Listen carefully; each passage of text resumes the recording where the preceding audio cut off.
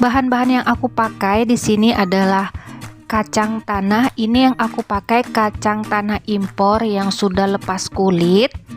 Jadi kalau kalian punya kacang yang masih pakai kulit juga tidak masalah.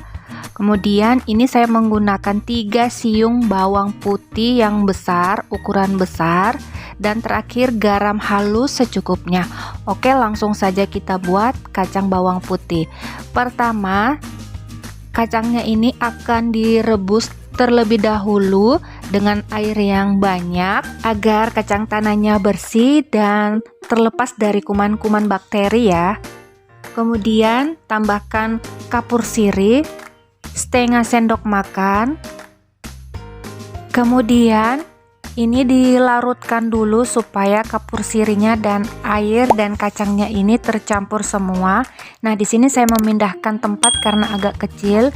Jadi ini masih tahap mendidih. Nah, ini kalau sudah masak seperti ini, kacang tanahnya bengkak atau membesar seperti ini ya. Lalu matikan, nggak usah terlalu lama. Jadi kacang tanahnya ini akan dicuci lagi. Kacang tanahnya ini ditiriskan terlebih dahulu dan jangan lupa siapkan air yang banyak seperti ini untuk tirisannya karena kacang tanahnya ini akan dicuci. Nah, teman-teman di rumah bisa lakukan seperti ini kan? Lakukan semua sampai selesai. Setelah kacang tanahnya sudah dipindahkan semua seperti ini, digoyang-goyang dulu kacangnya supaya kacang tanahnya ini bersih. Kemudian ini disaring kembali atau ditiriskan, lalu dipindahkan ke air yang bersih. Jadi ini cucinya 2 kali ya.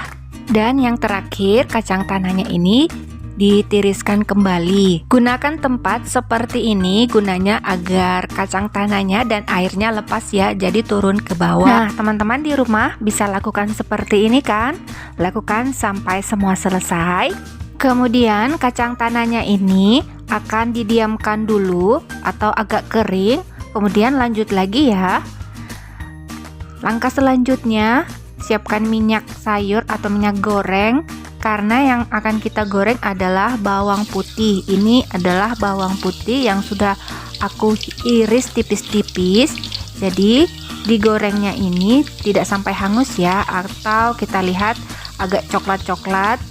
Baru nanti bawang putihnya ini diangkat. Nah, teman-teman di rumah bisa tahu kan kalau bawang putihnya itu sudah siap untuk diangkat atau ditiriskan, dan bentuknya itu sudah seperti ini udah agak coklatan.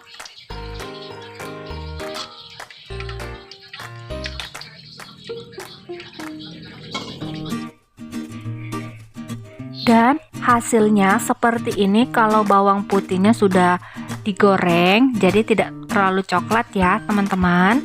Kemudian langkah selanjutnya, langkah terakhir, ini kita akan siapkan minyak sayur yang banyak dan kacang tanahnya yang tadi sudah ditiriskan digoreng seperti ini.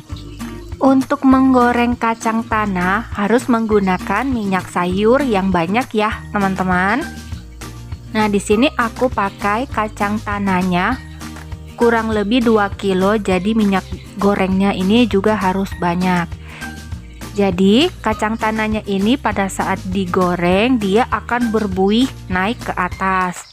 Jadi teman-teman harus menggunakan tempat atau wadah atau belanga yang besar supaya buih pada saat naik itu tidak tumpah ya. Nah, ini udah hampir masak. Kacang tanahnya dia sudah turun buih-buihnya. Nah, kalau sudah masak itu kacang tanahnya buihnya turun ke bawah ya teman-teman. Nah, ini kacang tanahnya sudah masak seperti ini, sudah siap diangkat dan ditiriskan. Nah, teman-teman di rumah bisa lakukan seperti ini, lakukan semua sampai selesai. Selanjutnya yang terakhir di sini, karena kacangnya ini masih hangat-hangat, kemudian tambahkan bawang putih yang tadi sudah digoreng. Tuang ke kacang tanah yang sudah digoreng ini semuanya. Diaduk-aduk rata seperti ini. Kemudian tambahkan terakhir garam halus. Untuk garam halusnya di sini sesuai selera. Jadi kalau kalian suka agak bergaram, kalian bisa menambahkan agak banyak. Kalau untuk mengurangi juga boleh ditambahkan sedikit saja. Jadi sesuai selera ya teman-teman. Dan tada, ini dia kacang bawang putih aku sudah jadi. Dan ini kacangnya wangi banget. Teman-teman di rumah pasti bisa buat seperti ini. Acara di rumah atau cemilan atau untuk jualan juga ini bagus banget. Di sini aku menggunakan kacang impor, jadi kacangnya agak besar-besar gitu ya teman-teman. Dan ini kacangnya gurih. Kenapa? Karena aku menggunakan kapur sirih, jadi kacang tanahnya ini kriuk-kriuk garing gitu. Selamat mencoba di rumah ya.